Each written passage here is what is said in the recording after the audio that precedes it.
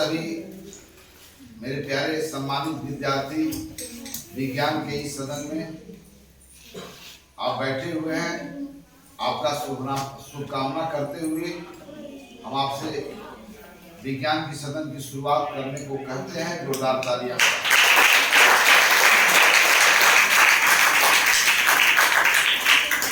संयुक्त रूप से आयोजित इस विज्ञान के सदन में हम जिन विषयों के ऊपर आपके साथ चर्चा करेंगे इसके बारे में घोषणा करेगी वर्ग सप्तम की छात्रा रिमझिम कुमारी।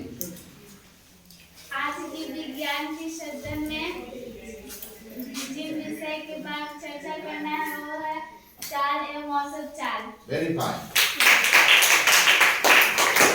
तो आज इस सदन में हम लोग क्या समझेंगे? चाल और औसत चाल के बारे में। चाल और औसत चाल जो दूसरा वाला शब्द में है वो चाल के पहले औसत शब्द आया है। तो चाल और औसत चाल क्या है, इन बातों को हम समझेंगे लेकिन गतिविधि के द्वारा। आइए अब तक हम लोगों ने इस अध्याय के बारे में क्या समझा, थोड़ी उसकी चर्चा कर लिया जाए ताकि वह बात आपकी स्मृति में आ जाए, जिससे कि उन बातों के आधार पर हम नई बातों को सीखेंगे। अब तक हमने चर्चा आपके साथ यह किया कि हम वास्तव में जिस दुनिया में रहते हैं वहां पर अधिकांश वस्तुओं को हम गतिमान अवस्था में देखते हैं। हम जिन वस्तुओं को स्थिर समझते हैं वह भी वास्तव में गतिमान है। तो हम एक मूविंग वर्ल्ड में रहते हैं और इस मूविंग वर्ल्ड में गति के कारण कई घटनाएं ऐसे घटती है जिसका होना बहुत ही आवश्यक है प्रकृति के अस्तित्व के लिए। तो गति से जुड़ी हुई अनेक घटनाएं हैं। गति से जुड़ी हुई दिन रात की घटनाएं हैं, गति से जुड़ी हुई मौसम में परिवर्तन की घटनाएं हैं, गति से जुड़ी हुई न जाने कितने घटनाओं का हम साक्षात्कार करते हैं रोज रोज अपने जीवन में। तो हम गति संबंधी यह जो अध्याय है जिसमें हमको जानना है, तो अब तक हम लोग यही जाना कि हम गतिमान किसको कहते हैं, रुका हुआ किसको कहते हैं, या आपको मैं पहले बता चुका हूं।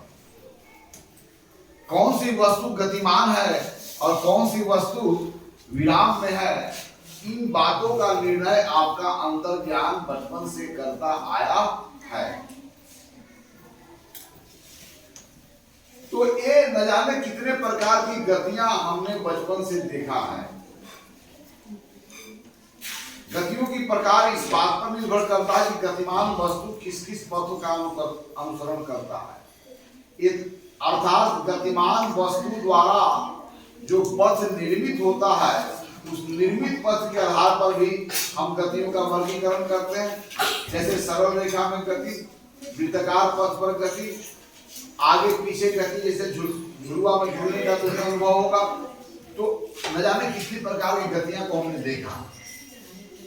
तो सभी गतियों में हमने क्या देखा? एक ही बात देखा कि गतिमान वस्तु आपके सापेक्ष उसका क्या होता है, स्थिति में परिवर्तन होता है। अगर समय बदलने के साथ स्थिति में परिवर्तन नहीं हो रहा है तो वस्तु विराम में कही जाती है। यह हमारा गतिमान और विराम में कहने का आधार रहा और यह किसी ने सिखाया नहीं, बल्कि आपकी अंतर्ज्ञान इसी आधार पर फैसला करती रही है कि कौन सा वस्तु गतिमान है और कौन वस्तु विराम है ना।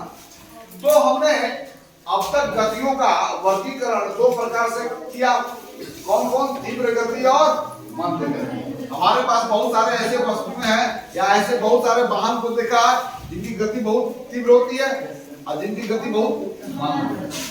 तो तीव्र गति और मंद गति को भी कहने का आधार क्या रहा कि कोई गंतव्य स्थान तक पहुंचने में यदि समय कम लेता है तो उसे कहा जाता है कि वह तीव्र गति है। और गंतव्य स्थान तक पहुंचने में यदि उसके द्वारा अधिक समय लिया गया तो आप उसे क्या कहते हैं? मंद गति। अर्थात हमने गति का वर्गीकरण दो प्रकार से किया। कौन कौन गति बोलो? तीव्र गति और मंद गति।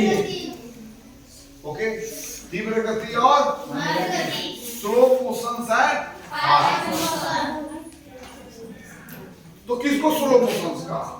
स्लो मोशन कहने का आधार क्या है? जरा देखो, मान लो कि एक चींटी, यह एक चींटी है, राइट, और यहां पर एक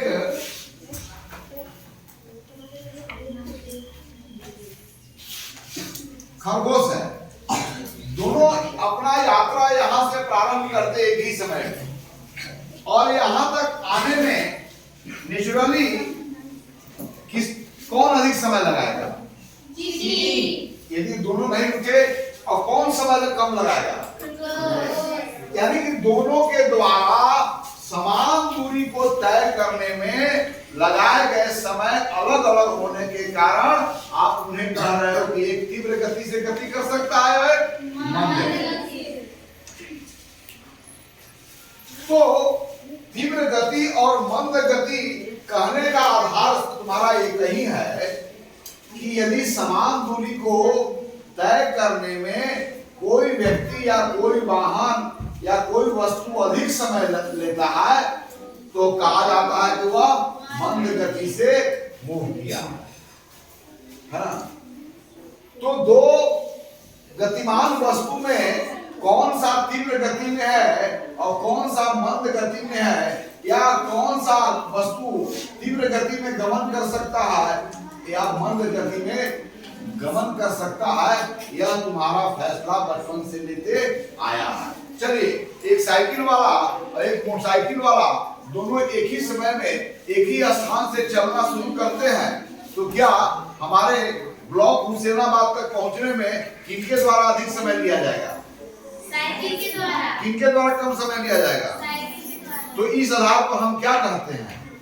इस आधार पर हम क्या कहते हैं कि साइकिल मंद गति से चलता है और साइकिल मंद गति से चलता है और मोटरसाइकिल तीव्र गति से।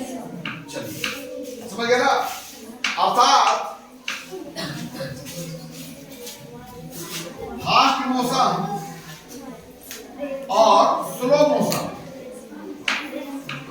फास्ट मोशन और स्लो मोशन कहने का हमारा आधार क्या है? फास्ट मोशन और स्लो मोशन कहने का आधार क्या हुआ कि यदि निश्चित दूरी को तय करने में लगा समय कम हो तो वह वस्तु तीव्र गति में कहा जाता है, और उसी दूरी को तय करने में लगा समय क्या हो?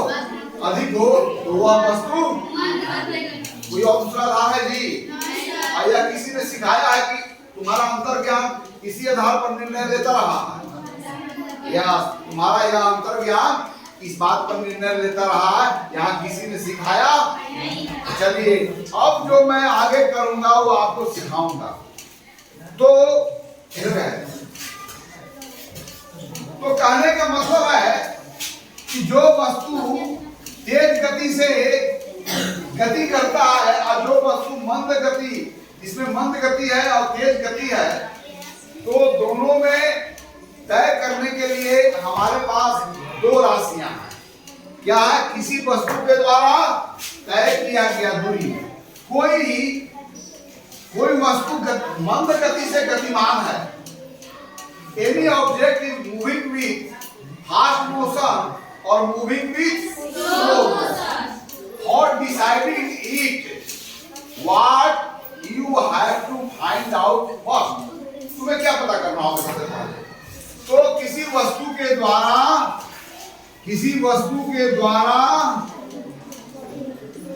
कितनी दूरी तय की गई है? किसी वस्तु के द्वारा तय की गई दूरी, और दूसरा क्या पता करना होगा? लगा समय। या दो राशियां जो है उसके द्वारा हम निर्धारित होगी कि कौन सा वस्तु मंद गति में है और कौन सा वस्तु, तो फिर से मैं पूछ रहा हूँ, कोई वस्तु मंद गति में है, कोई वस्तु तीव्र गति में है, इस बात को डिसाइड करने के लिए हमें किन दो राशियों के बारे में जानकारी जरूरी है। उस वस्तु के द्वारा कितना दूरी तय की गई है, साथ ही साथ इस दूरी को तय करने में लगा समय क्या है। ओके, तो मेरी बात, अब हमारे पास बहुत सारे वस्तु हैं और जो सब गतिमान है, तो वहां पर तो हम कह सकते हैं कि कौन तीव्र गति में है, कौन, लेकिन वहां पर यह नहीं कह सकते हैं कि कितना अधिक तीव्र गति में है और कितना अधिक, अर्थात एक की गति B के गति से, B का गति C का गति से, C का गति D का गति से, अर्थात दो गतियां में स्लो और मंद तो कर सकते हैं, पर अब हमें यह जानकारी प्राप्त करना है कि कितना मंद और कितना स्लो, अर्थात दो गतियों की तुलना करने की जरूरत है। Why you are disturbing my dear?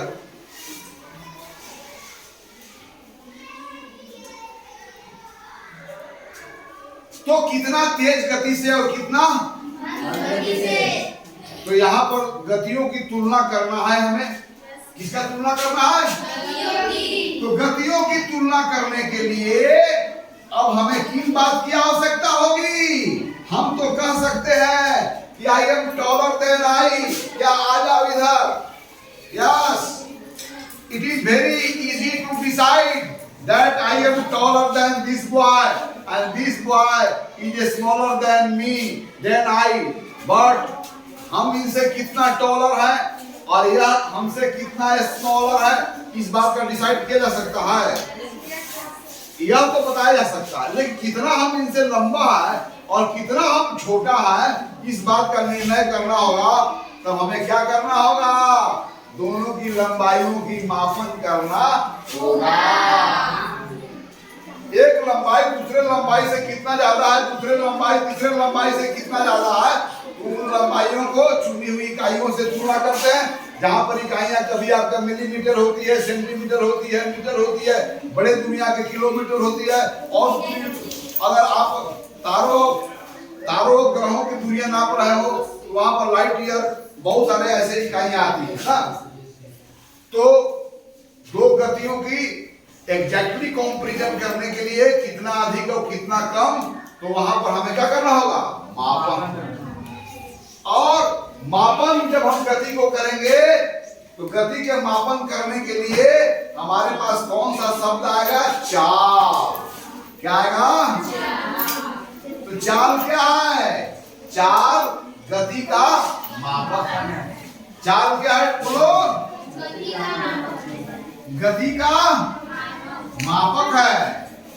चाल गति का, बोलिए, चाल गति का माप है। What is the measurement of motion? Speed is the measurement of motion. यानी कि मोशन को जब मेजरमेंट करेंगे तो वहां पर जो मेजरमेंट करेंगे तो उसको क्या कहेंगे हम लोग? चाल। अब आइए, चाल क्या है?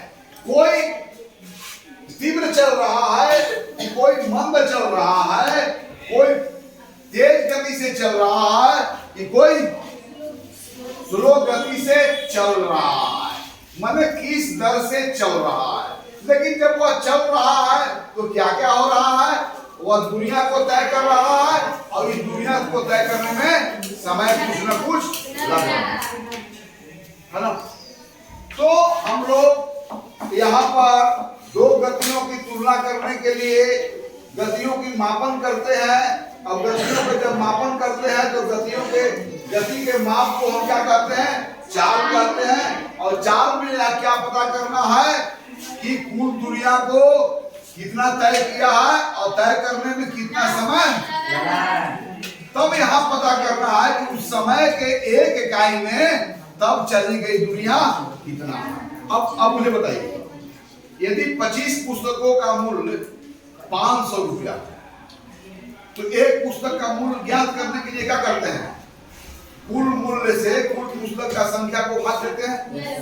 तो यहाँ पर कुल दुनिया में जब लगी गई कुल समय से भाग देंगे तो वहां पर अंतिम में जो हमें परसेंट मिलेगा वह क्या बतलाएगा? प्रति एकांक समय में चली गई दुनिया से बताएगा। अगर 25 मीटर हम चले और 5 सेकेंड उसमें लगा तो 25 मीटर में 5 सेकेंड से भाग देंगे तो अंतिम में क्या वैल्यू मिलता है? 1 सेकेंड में चली गई दुनिया। यानी कि एकांक समय में चली गई दूरी, एकांक समय में चली गई दूरी को ही क्या बोलते हैं? क्या बोलते हैं बोलो? चाल बोलते हैं। यस, यानी कि आपने कितना चला, कितना समय लिया, आप कितना चले, कितना समय लिए, आपके कुल दूरी में, आपके कुल समय से, उनके कुल दूरी में, उनके कुल समय से डिवाइड करेंगे तो हर जगह क्या मिलेगा? आप एकांक समय में कितना चले और मैं एकांक समय में कितना चला। इस आधार पर यह तय होगा कि आपका गति कितना था और मेरा गति कितना था। ओके, अर्थात अगर मान लो कोई व्यक्ति 50 मीटर चलता है 10 सेकेंड में, तब उसका चाल कितना होगा बोलो? तो 50 मीटर में क्या करेंगे हम लोग? 10 सेकेंड से क्या करेंगे? भागेंगे। अब भाग करने के बाद यहाँ पर क्या आएगा? 5 मीटर प्रति सेकेंड, ऐसे लिखेंगे ना, मीटर प्रति सेकेंड को मीटर प्रति सेकेंड। अर्थात वह बताता है कि 1 सेकेंड में चली गई दुनिया उसके द्वारा 5 मीटर है, अर्थात उसका चाल क्या है? 5 मीटर प्रति सेकेंड। Okay, understand? तो पहले हम लोग चाल क्या है इस बात को समझेंगे। तो चाल क्या है? एकांक समय में चली गई दुनिया आपको चाल कहलाता है, और इसी चाल के द्वारा पता चलता है कि किस दर से आप गति कर रहे हैं या आपका गति का वैल्यू क्या है ना। इस प्रकार दो व्यक्तियों की गति का मापन करके हम बता सकते हैं कि कोई वस्तु दूसरा से कितना अधिक चल रहा है या कितना मंद गति से चल रहा है। ओके, इसी बात को हम लोग एक्टिविटी के द्वारा समझेंगे। तो इसको आगे बिठाया जाए, पर ज्यादा हम बड़ा दूर नहीं लेंगे। आइए आप आइए।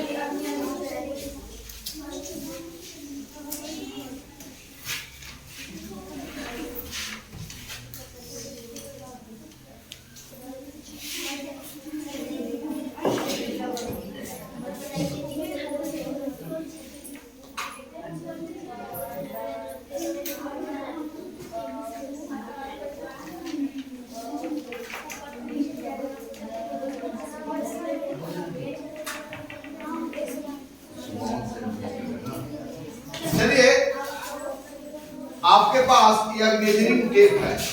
इस टेप के द्वारा हम क्या करते हैं? लंबाई का मापन करते हैं। यहाँ पर हम सरल गति का उदाहरण रखेंगे, अर्थात वस्तु एक सरल रेखा पर गति कर रहा हो, अर्थात वह स्ट्रेट रास्ता पर गति कर रहा हो, तब वहां पर हमें पता करना है कि कौन तेज चल रहा है, कौन स्लो चल रहा है। इस बात का तो निर्णय आपकी आंख कर ही सकता है, लेकिन हर स्थिति में नहीं, पर कितना चल रहा है इस बात को हम लोग जानेंगे गतिविधि के द्वारा। तो आपके पास ये जो मेजरिंग टेप है, इसकी जो 1.5 मीटर इसकी कुल लंबाई है ना, तो हम लोग यहाँ पर एक चीज को यहाँ पर रोको, आओ यहाँ पर, यह तुम्हारा स्टार्टिंग पॉइंट होगा, रोको। चलो एक स्टार्टिंग पॉइंट यहाँ रखो।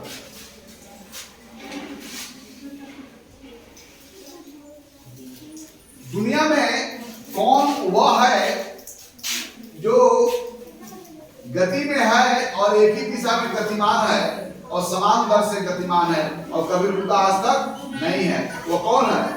या तो समय भी बदल रहा है, अर्थात समय के बदलाव के साथ कौन है?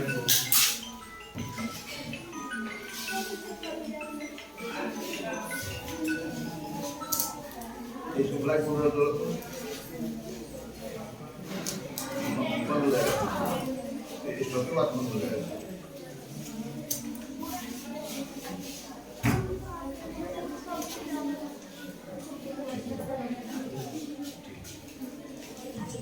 आप समझ रहे हैं ना? चलिए यहां से आप वहां तक दूरी को नापे आवे, हेल्प करें। ये 1.5 मीटर का है। चलो यहाँ पर रखो, स्ट्रेट चलो, यहाँ रखो, चलो यहाँ पर ड्रॉ करो। अच्छा ड्रॉ करो, 1.5 मीटर हो गया, 1.5 मीटर। चलो आपको दोनों का डिस्टेंस मापो। तो कोई वस्तु जब चलता है या कोई वस्तु जब गति में होता है तो क्या देखते हो? वहां पर दुनिया बदल रही होती है किसके साथ? समय के साथ। क्या? तो वहां पर दो चीजें, गतिमान वस्तु में कौन कौन परिवर्तन होता है? दुनिया में परिवर्तन होता है और समय में परिवर्तन होता है। समय में तो परिवर्तन सबके साथ होता है।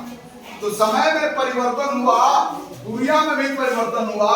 तो दुनिया में परिवर्तन समय में इकाई परिवर्तन के साथ दुनिया में परिवर्तन किस तरह करता है, इसी बात को हमें जानना है। ओके, कितना हो गया? 3 मीटर हो गया, 3 मीटर हो गया, 3 मीटर 1 सेंटीमीटर हो गया, तो 4 मीटर का होगा। कहाँ तक होगा? एक सेकंड कहाँ तक हुआ? चलो सोलो कर ले, चलो और 4 मीटर कहाँ हो जाएगा? वहां से कितना था? 3 मीटर, 4 मीटर करना है।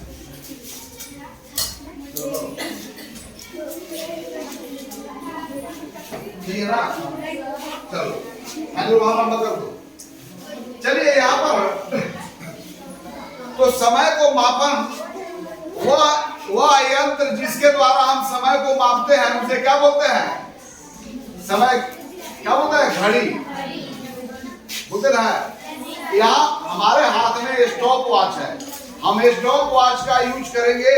स्टॉप वॉच से फायदा है, यहाँ से कब चले और वहां तक पहुंचे, इसके बीच में कितना समय लिया, इस बात को हम स्टॉप वॉच के द्वारा पता कर सकते हैं। दुनिया को मैं पहले ही फिक्स कर दिया हो, कितना डिस्टेंस है? 4 मीटर। चलिए अब यहाँ पर 3 विद्यार्थी आओ और अपने हिसाब से यहाँ से चलना है और फिर आपको यहाँ पर पहुंचना है। सबके लिए समान दूरी को तय करना है और फिर हम पता करते हैं इस दूरी को तय करने में आपने कितना समय लिया है। इस तो समय जो लिया गया, the time taken by covering the distance we can measure by this stopwatch। तो यहाँ पर stopwatch कैसे फंक्शन करता है जरा देखो। इधर आओ, तुम लोग आओ, तुम लोग आओ।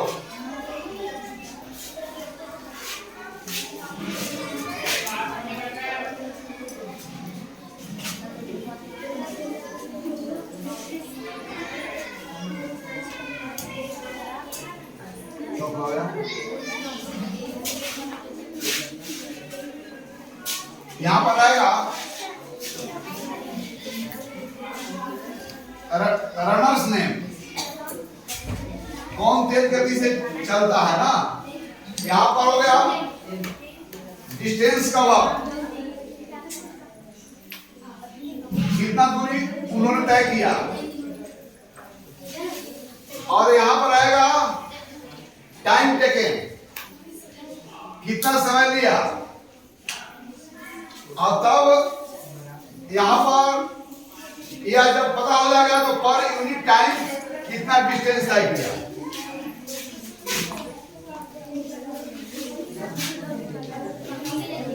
ये बात में हम लोग कैलकुलेशन करेंगे। Distance covered per unit time, distance covered per unit time, इसको बाद में जिसे हम लोग स्पीड कहते हैं, इसका बाद में हम लोग कैलकुलेशन करेंगे। तो यहां पर करना कैसे है जरा देखो।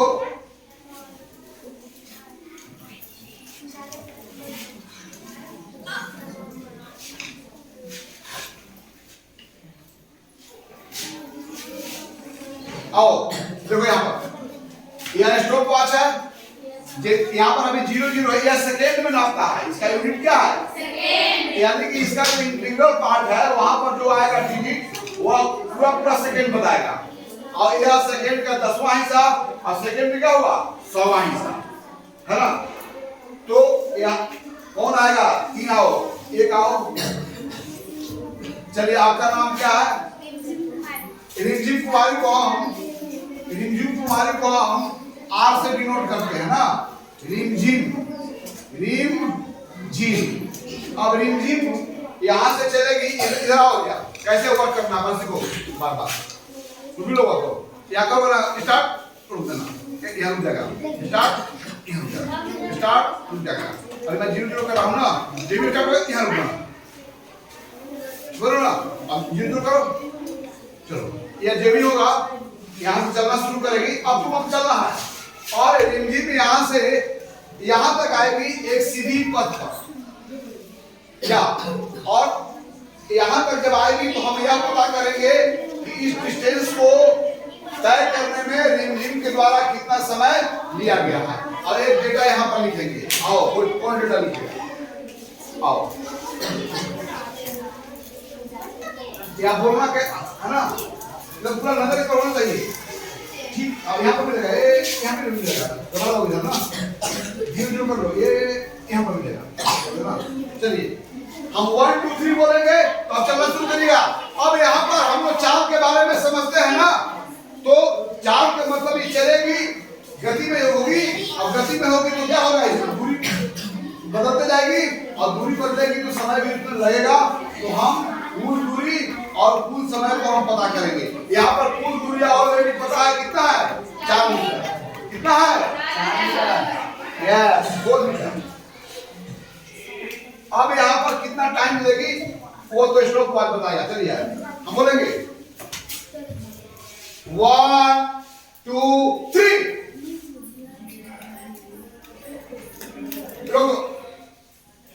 कितना लिया?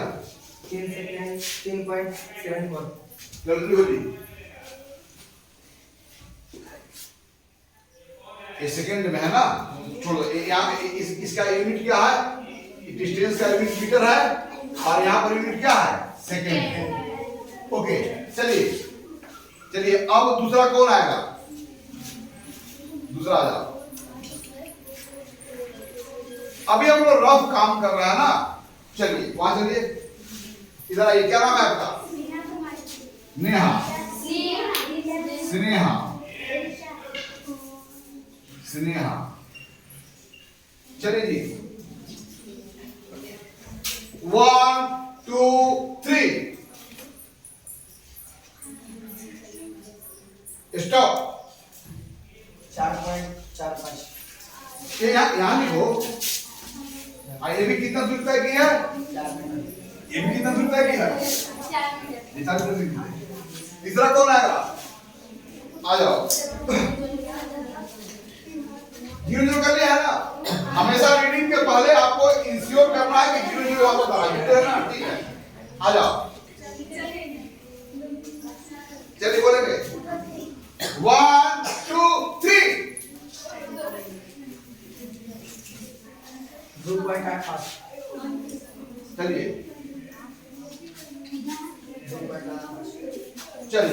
अब डिसीजन पूरा सदन लेगा।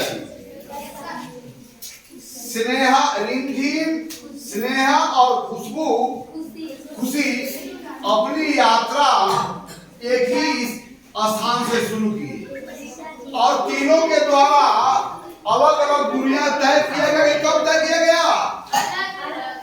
यह तीनों के द्वारा यात्रा के दौरान तय किया गया दूरी अलग अलग है कि एक है? अलग अलग है। एक ही है। बोलो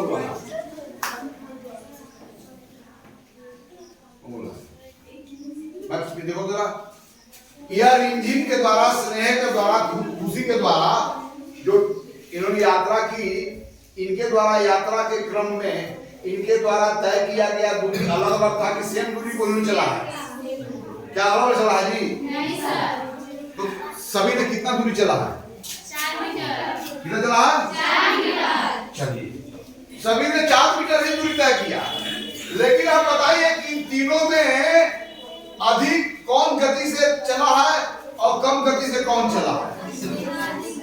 कौन? इधर आओ।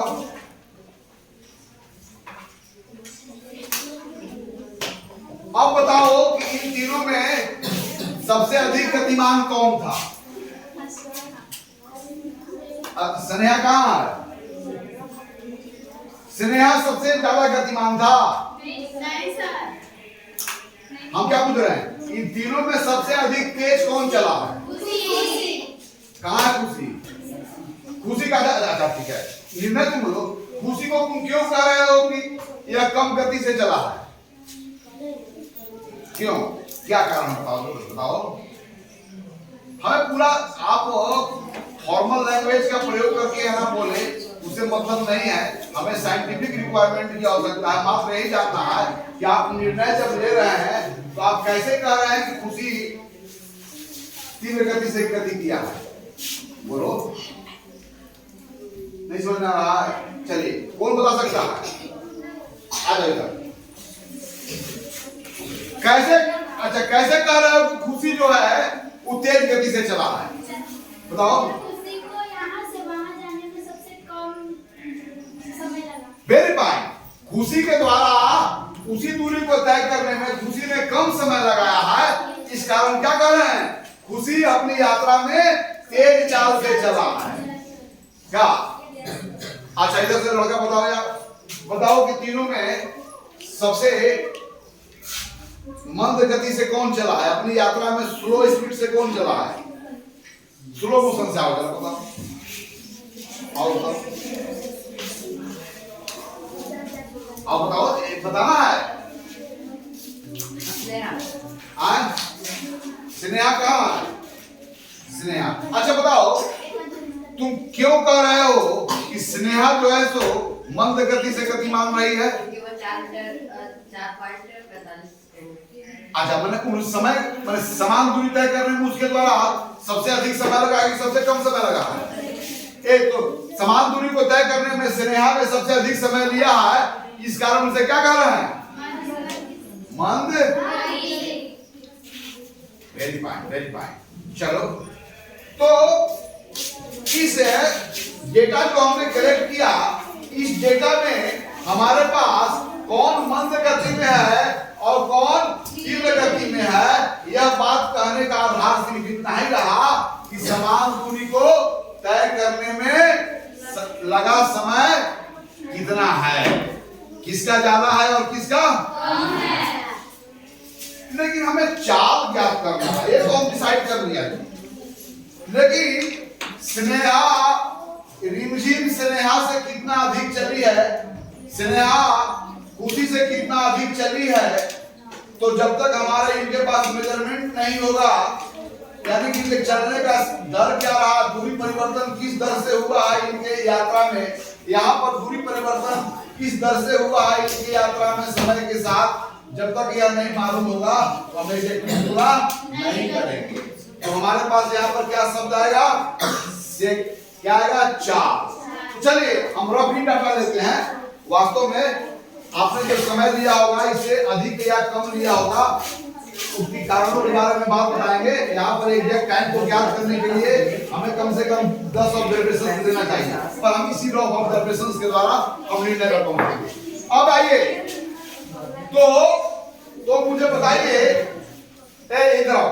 तो रिमझिम जो है 4 मीटर चलने में 3.74 सेकेंड इतना समय लगाती है। तो मुझे बताओ कि यह प्रति सेकेंड 1 सेकेंड में कितना दूरी तय की होगी? तो 1 सेकेंड में तय की गई दूरी को ही क्या बोलते हैं हम लोग? चाल। आइए,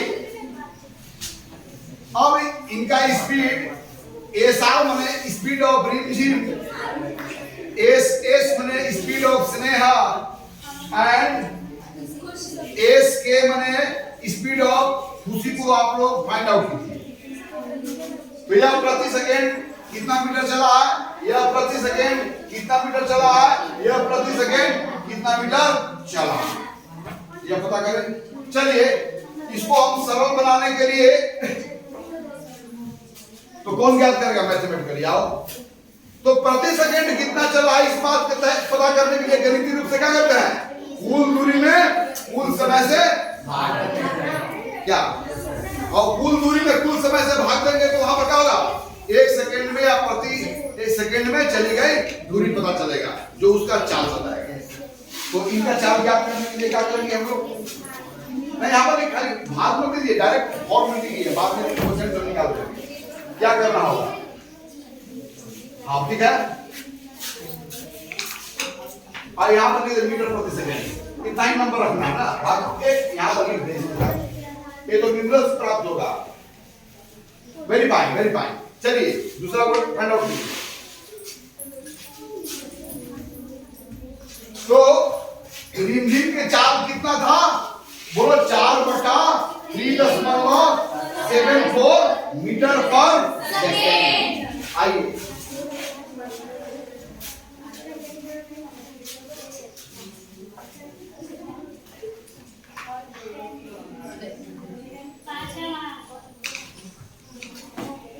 वेरी फाइन। चलिए आइए, इनका कैलकुलेशन कौन करेगा?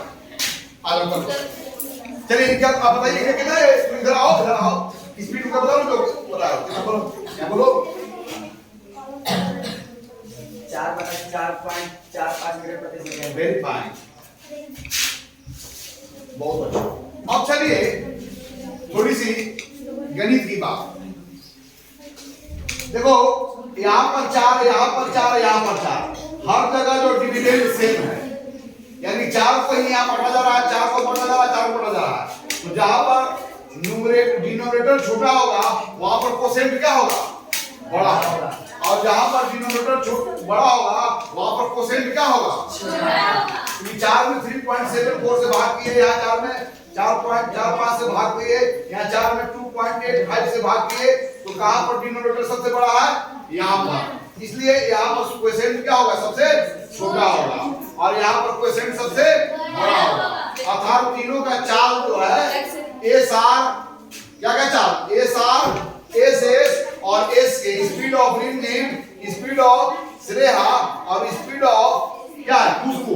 इन तीनों के चालों को आपको पता है, तो इसी डेटा के अनुसार तीनों के चालों को आप असेंडिंग ऑर्डर में, तो तीनों के चालों को पता तो क्या ना? तो क्या आर यू एबल और you are in position to write down their speed in ascending order? Without आपको मैथ करो तो मैं बता दिया ना, कहां पर ग्रेटर परसेंट प्राप्त होगा, कहां पर सबसे स्मॉलेस्ट परसेंट प्राप्त होगा, ये पता है। इसलिए किसका स्पीड ग्रेटर होगा, किसका स्पीड उसके बाद होगा, किसका सबसे बड़ा होगा, उनको क्रम में लिखना है ना। इसी भाषा का प्रयोग करिए। यहाँ पर जो हमने सिंबल्स दिया है, यहाँ पर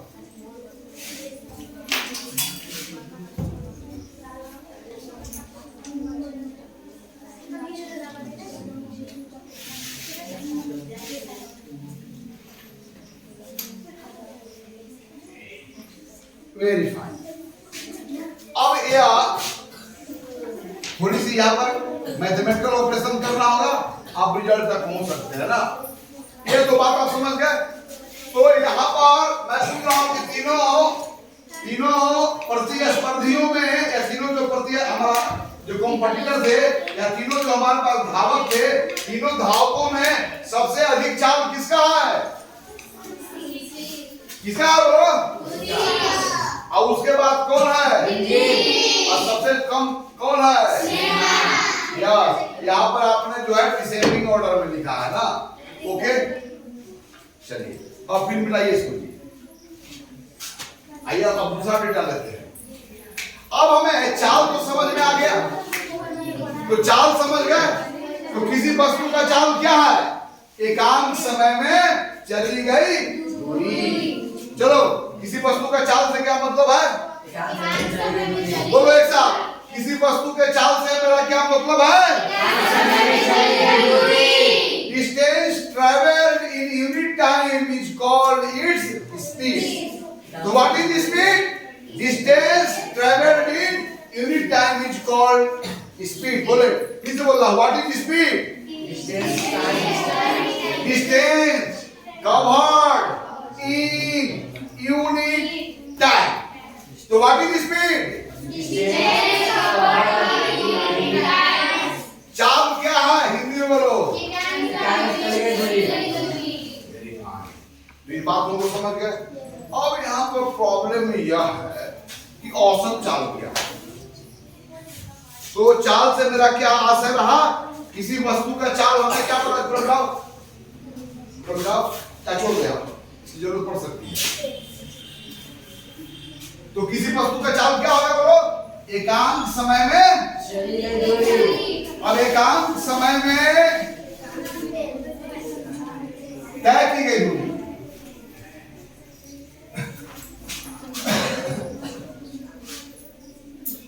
वस्तु का क्या होता है? चाल। चाल। और यह चाल क्या करता है यार? और ये चाल से हम करते क्या है? चाल से हम गति का मापन करते हैं। चाल से क्या करते हैं? चाल के द्वारा हाँ, चाल के द्वारा या चाल से क्या किया जाता है? गति का यस, गति का मापन किया जाता है। गति के मापक के रूप में बहुत सारे आपको टर्म मिलेंगे, लेकिन पहला जो सबसे प्रथम टर्म है वह स्पीड है।